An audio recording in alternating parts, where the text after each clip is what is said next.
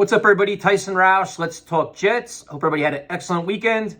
Scrolling through social media today during the practice to kind of get the news and notes, and I saw one of the SNY Jets videos where a reporter asked Garrett Wilson a question, and the responses and reactions to it were so interesting. So the reporter asked Garrett Wilson, did he notice any difference playing with Joe Flacco as compared to Zach Wilson? So, Garrett, I mean, that's a fair question. First off, there were fans giving the reporter a hard time for asking that question. This is the New York market. First of all, you got to be tough. You got to be prepared. Secondly, that's a question I'd want to know. Listen, you've been playing with Zach. Now you know you're Joe Flacco. You're playing with him. That's your primary guy. What's the difference? So, and I thought Garrett Wilson answered it honestly, which is when players give token basic answers, we give them a hard time. It's the same vanilla stuff. It's boring. Garrett Wilson gave a detailed answer of how Joe Flacco was different than Zach Wilson. He has better touch on the ball. He knows when to rip it. He knows when to take off, stuff like that. And you know what that is? That's when you have a guy in Joe Flacco that's played, 17 years? He knows the ins and outs of the NFL. He knows the ins and outs of quarterback play.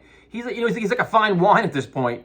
Where Zach Wilson's still learning everything. He's learning the dynamics, the speed of the game. He's learning the offense. He's learning so many different things. To compare these two at this point in their careers is laughable. So I thought it was an honest answer, it was a fair answer. It wasn't an indictment. He wasn't trying to, shun Zach Wilson or make him look bad. It was like, hey, you know what? Playing with a veteran guy, he does a lot. He throws a lot of catchable passes for me. He makes my life a lot easier. That's what veteran quarterbacks do.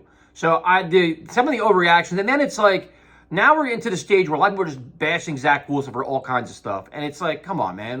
We were all excited, up until Friday night. Then he gets hurt, throws an interception. Now, the sky is falling in.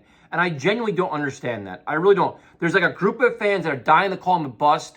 And any little thing that happens, I told you so. Told you guys, now he's injury prone. He's a bust. He's that. It's like, give it a rest already. So I don't understand that. The other thing is that I think I did a video about Zach Wilson. I think he's probably going to be out week 1, maybe week 2. Could be wrong. We'll find out more tomorrow. And a lot of people are like, stop coddling him. You're babying him. He's got to be tough. This isn't an indictment on the player. It's just being safe and having common sense. I'm sure Zach Wilson wants to get back as soon as humanly possible.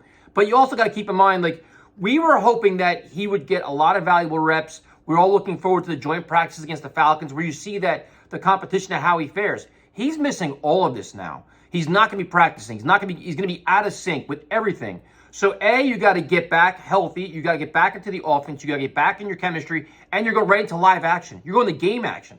Now, I think he can do that, but you got to be smart. You got to make sure he's comfortable and mobile. He doesn't have he's not kind of skittish with his feet. All these different things. So, for those of you that think I'm trying to baby Zach Wilson, no, it's just smart. You're protecting your investment. At the same time, you want to give your team the best chance to win. If Zach is not 100% ready to rock and roll and he's still trying to figure things out, and he's just kind of off a little bit, play Flacco for a week. Play Flacco for 2 weeks. It's not the end of the world. It's a 17-game season. So tomorrow is going to be a very interesting day to see. He gets his surgery, what the reaction is, and what the timeline is. If I were the Jets, I would give out a number more than it is. I would say, you know what? It could be 6 to 8 weeks, 9 weeks, 10 weeks. And then if he comes back earlier, great. Because right now the team's reputation of saying things and being wrong. And, last year with Becton, this year with Becton, where it's 2 to 4 weeks, 4 to 6 weeks, and then he's out 12 weeks. If I'm the Jets, play everything cautious, give worst case scenario, it's probably going to be 10 weeks, 12 weeks. And then be like, you know what? Wow, he came back, he's 6, 7, 8.